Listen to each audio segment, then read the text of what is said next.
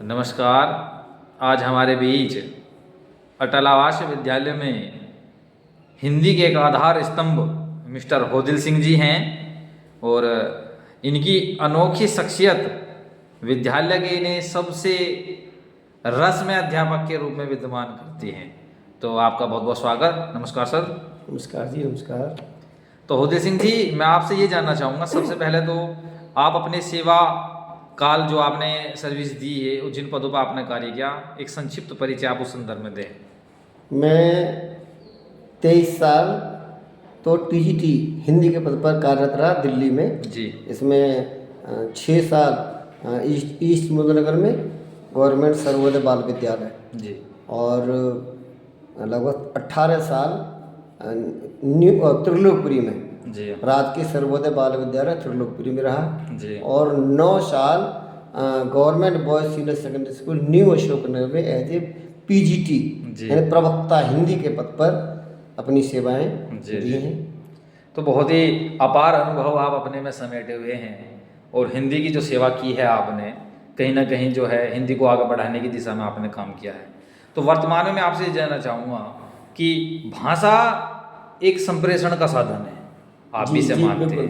वर्तमान में बहुत सारी भाषाओं से जो है हिंदी की प्रतिस्पर्धा की बात की जाती है, जैसे अंग्रेजी, संस्कृत, उर्दू। तो भारत तो विभिन्न भाषाओं का देश है। ऐसे में हिंदी का अपना स्थान किस तरह से रह सकता है और आप हिंदी की प्रतिद्वंदिता किस भाषा से स्वीकार करते हैं, इस संदर्भ में आप कुछ अवगत देखो जी, हिंदी भाषा की समानता तो कोई नहीं कर सकता। जिस तरह से हमारा भारत देश महान है जी, जो हर भाषा को, हर भाषाई व्यक्ति को, हर धर्म के व्यक्ति को, हर देश के व्यक्ति को अपने अंदर समा लेता है, समाहित कर लेता है। इसके हृदय में अटूट प्रेम रहता है हर व्यक्ति के लिए, हर समाज के लिए। हमारे यहाँ देश के अतिथि देवो भव की यहाँ भावना हमारे देश के व्यक्ति लोगों के अंदर रही है। वही हमारी हिंदी की विशेषता है। हमारी हिंदी ने भी हर तरह की भाषा को अपने अंदर समाहित कर लिया, चाहे उर्दू है, अरबी है, फारसी है, अंग्रेजी है। अंग्रेजी शब्दों को भी अब स्वीकार कर लेते हैं। एक व्यक्ति गांव में चले जाओ, हम कहें भैया, कोई न कहकर मैं इंस्पेक्टर लग गया हूँ। भैया इंस्पेक्टर क्या होता है? कह जी निरीक्षक है, तो भैया हिंदी में बोलना। तो हमने अंग्रेजी को भी ऐसे प्रणाली स्वीकार कर लिया जैसे हम हिंदी ही बोल रहे हो। तो ये तो हमारी हिंदी की विशेषता है जी। जी। हिंदी का ये जो अपनापन है कि वे अन्य भाषा के शब्दों को भी सहर्ष स्वीकार कर ये से जीवंत बना देती है जी। जैसे हमारा भारत देश सबको सह स्वीकार करता है, चाहे देश का हो, चाहे भारत का हो, चाहे बाहर का, लोगों को वही प्रेम रहता है। उसी तरह हमारी हिंदी में भी बाहर के शब्दों के लिए वही प्रेम है, वही स्थान है जी। अच्छा, एक और अनोखी बात, हम ये देखते, लंबा अनुभव आपके पास रहा हुआ है और मैं ये देखता हूँ ध्वनि की जो कर्कशता, जो आपकी ध्वनि में एकदम से उच्चारण, बिल्कुल स्वच्छ उच्चारण और ऊंची ध्वनि जो आपके गले से निकलती है, आमतौर पर अध्यापन करने वाले व्यक्तियों के गले जो हैं बैठ जाते हैं, आवाज़ थोड़ी सी धूमिल हो जाती है, आवाज़ की प्रविष्टियाँ वैसी नहीं रहती जैसी उनकी हुआ करती थी। और आपकी आवाज़ में जो इस तरह की एक दहाड़ जो है, उसका कोई विशेष राज है? कुछ खान पीन का है या कुछ देखो जी, पैतृक मान सकते हैं? देखो साहब, हर व्यक्ति योग्य होता है जी। मैं वो व्यक्ति हो जाए, मैं करते हैं, जब मान कोई भी अध्यापक, हर आदमी जो भी अध्यापक लगे गए में BEd क्वालिफाइड होते हैं, लेकिन एक होता है किसी को प्रेजेंटेशन, प्रस्तुतिकरण बहुत बढ़िया। अपनी योग्यता को किस ढंग से प्रस्तुत करता है जी जिससे वो हर व्यक्ति तक पहुंच जाए, हर व्यक्ति समझ में आ जाए, यह एक अलग बात होती है। तो मैं कोशिश करता हूँ कि अपने जो बच्चों को जो मैं कुछ दे रहा हूँ या किसी व्यक्ति को जो कुछ दे रहा हूँ या बता रहा हूँ, उसको ऐसी सरल भाषा में उस तक पहुँचाऊँ जिससे वो अच्छी तरह समझ जाए। नहीं, मेरा सवाल आपसे ये था कि जो आपकी आवाज़ में जो इतनी दहाड़ जैसी जो ध्वनि है आपकी, उम्र के इस पड़ाव में आमतौर पर ऐसी ध्वनि नहीं देखी जाती। आवाज़ तो साहब अपने उससे होती है, हम नियमों का पालन करें, जैसे सुबह जग करके अपना कुल्लू पानी पिए और गरारे करें और बहुत बढ़िया, ये राज देखिए आदर्शों के लिए भी है। रात को सोते समय आप कभी ठंडा पानी पी के न सोएं, बहुत गुनगुना बढ़िया। पानी भी पिए, आपका ग्राहक कभी खराब नहीं होगा। ये उन युवाओं के लिए है जो शाम के समय फ्रिज के पानी का सेवन करते हैं, फिर पंखे में पूरी रात्रि सोते हैं, सुबह के समय उनके गले में इन्फेक्शन समस्याएं पैदा हो जाती हैं।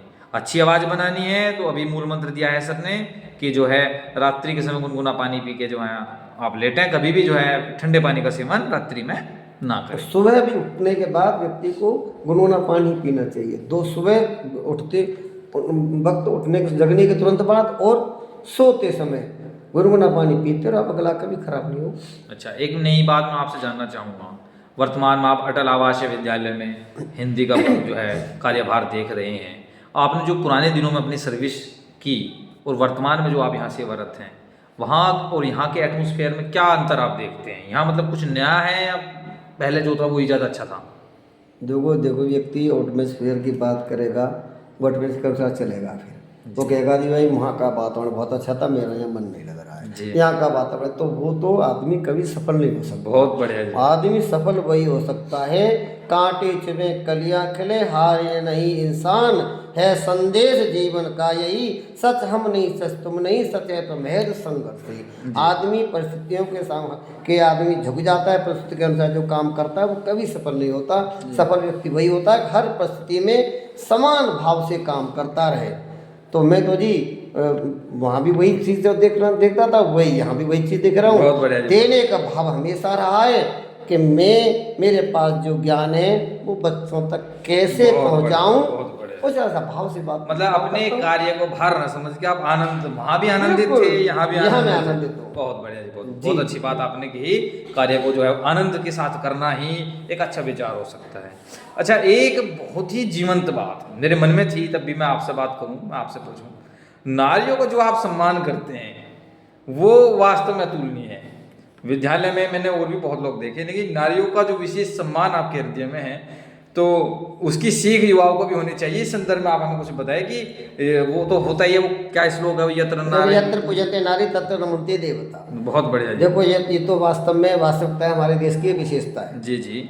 दूसरी चीज मेरे आपने देखा होगा कि चाहे हमारे 4th क्लास में महिला हो, चाहे हमारे साथी टीचर्स हों, सबको मैं समान भाव से एक आदर के साथ बोलता हूँ। बहुत बढ़िया। और जहाँ व्यक्ति एक ये देख लेता है कि मैं तो अध्यापक हूँ, ये 4th क्लास है, मेरे क्या मैं इनसे दूसरे ढंग से बात करूँ तो अध्यापक होते हैं, लेकिन मेरे अंदर बात नहीं। मैं हर महिला के अंदर मैं माता का रूप देखता हूँ। लोग केवल मंदिर में ही नहीं माता है, माता मेरे को आपका माता का रूप जो हर महिला के अंदर देखता हूँ। और मैं चाहता हूँ कि हम महिलाओं का सम्मान करेंगे तो देश का सम्मान बहुत ही अच्छा विचार। हम किसी को सम्मान देंगे तो वो हमें भी। यहाँ ध्यान देने योग्य ये बात कही आपने कि चतुर्थ श्रेणी कर्मचारी भी अगर कोई है, उसे भी समान आदर भाव से, कोई बहन वाला नाता, वही जो है माँ बहन वाला वो तो वर्तमान जो कि समाज, देखिए कहना नहीं, लेकिन पुरुष प्रधान समाज में नारियों को सम्मान की जो आप बात कर रहे हैं, ये वास्तव में काबिल तारीफ है। और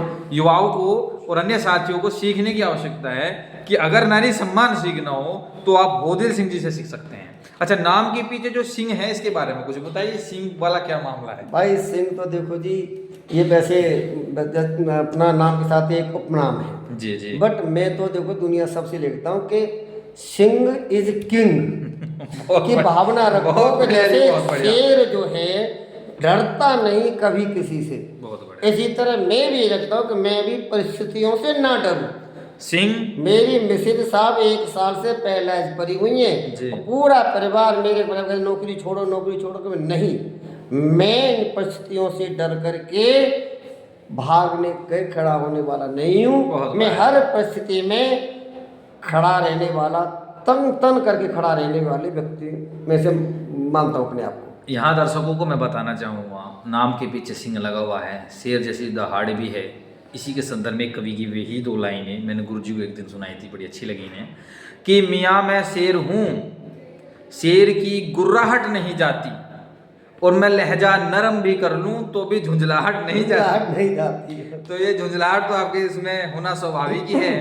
और एक चीज़ और, विद्यालय में और भी कर्मचारी लोग हैं, उम्र के एक पड़ाव के बाद कहीं ना कहीं विचारों में शिथिलता आ जाती है, एक पुरानापन आ जाता है, वही धर्म की तरफ रुझान बढ़ जाता है, व्यक्ति जो है बड़ा शांत गंभीर हो जाता है। लेकिन आप आज आपसे बात करते हैं तो आज भी आपसे बात करके ऐसा लगता है कि हम अपने किसी साथी से, किसी 25 वर्ष की या 30 वर्ष की व्यक्ति से बात कर रहे हैं। तो इतना उत्साह और ऊर्जा जो आपके अंदर है, इस ऊर्जा का असीम भंडार जो ये आया, इसका स्रोत क्या है? इसका स्रोत है जी कि मेरे बराबर के लोग धर्म के नाम पर लड़ते हैं, विचारों करते रहते हैं, बहसबाजी करते रहते हैं, वे वास्तव में धर्म का अच्छी तरह अर्थ समझते नहीं।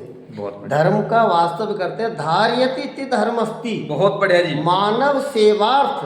अब जो भी धारण करते हैं, जो भी रास्ता अपनाते हैं, वही धर्म है, मैं तो ये मानता हूँ जी। बहुत अच्छी बात है। ऐसे ही विचार अगर सबके हो जाएंगे तो देश बहुत ही उन्नति के पथ पर जो है बहुत तेजी से बढ़ जाएगा। बहुत ही बढ़िया बात कही आपने। तो होदिल सिंह जी, एक सवाल और मैं आपसे जानना चाहूँगा। मुझे आप ये बताएं कि जो आपका चूंकि अनुभव के एक खान है आप, वर्तमान में आप देखते हैं कि युवाओं के व्यवहार में परिवर्तन आया है। आज का बच्चा आज से 30 साल पहले का बच्चा नहीं है। वो बहुत शांत, गंभीर, गुरु का सम्मान करने वाला और अच्छी आदतों का बच्चा था। आज जो दूरभाष आया है, मोबाइल आया है, उसका कारण मान लीजिए, संगति का असर मान लीजिए, कुछ भी मान लीजिए, उसमें कहीं ना कहीं कुछ त्रुटियां ही हैं। इन विसंगतियों से एक युवा कैसे बच सकता है और आप इस पे उस परिवर्तन को अपने शब्दों में किस तरह से परिभाषित करते हैं, इस बारे में कुछ बताया। देखो जी, एक आपने भी कहा था मीडिया के बाद टीवी वगैरह के, वास्तव में आज हमारे बच्चों को बिगाड़ने वाला ये सोशल मीडिया है, यूट्यूब है।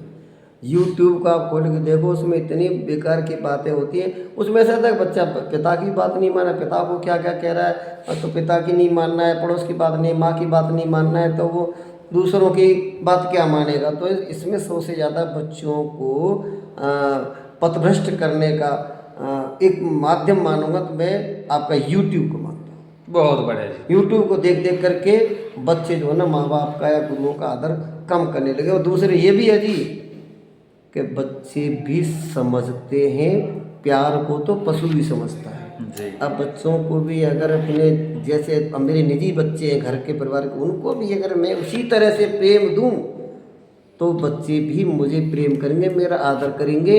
लेकिन अक्सर क्या होता है, लोग अपने बच्चों को तो कहेंगे बेटा बाबू आप इधर आओ, अच्छा छोटा है 4 साल का नाती है, बाबू आप इधर आओ, आप कह के बोलेंगे, बड़े तुम सम्मान से बोलेंगे। और यहाँ स्कूल के बच्चों को तू क्या करे, तू इधर आ रहे ये पर कर।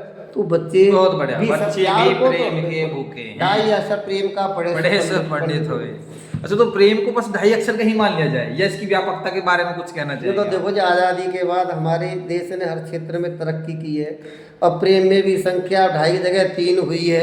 आप भी जानते हो, तो वृद्धि तो सब हो ही रही है, हमारे सब समझ रहे हैं। मशहूर शायर रहे हैं, वे कहते हैं कि प्रेम को 2.5 अक्षर का कैसे कहें, कैसे कहें। हाँ, प्रेम सागर से गहरा, सागर से गहरा है नभ से बड़ा, ये देखो तो दिखता नहीं है मगर प्रेम की ही धुरी पर ये जग है खड़ा। बिल्कुल। और प्रेम के इस पथ में जो अनजान हो उनको रास्ते गलत मत दिखाया करो, और जब बताने का मन में न हो हौसला बेवजह घोंसला न बनाया करो। तो होदिल सिंह जी से बात हो और प्रेम पे चर्चा ना हो तो हमारी बात सार्थक चर्चा में जो है पूर्ण नहीं मानी जा सकती। बड़ा अच्छा लगा आपसे हमने बात की, और बड़ा जीवंत किरदार है और बड़े हंसमुख शैली के अध्यापकों में इनकी गिनती है। व्यवहार कुशल, रमणीयता और एक रसवादी अध्यापक। आप इनसे कभी भी बात कर लीजिए, आपके मन को एक सुखद एहसास मिलेगा और आपको एक खुशी और प्रसन्नता। हमेशा हंसमुख दिखते हैं और किसी तरह की राजनीति इन सब चीज़ों से कोसों दूर है। हालांकि धार्मिक कार्यों को समय आप देते हैं, उसके बारे में कुछ बताया आपको जो है सामाजिक ट्रस्ट से जुड़े हुए हैं। के वाणी ऐसी बोली है, मन का आपा कोई और उनको शीतल कहे आपो शीतल हो।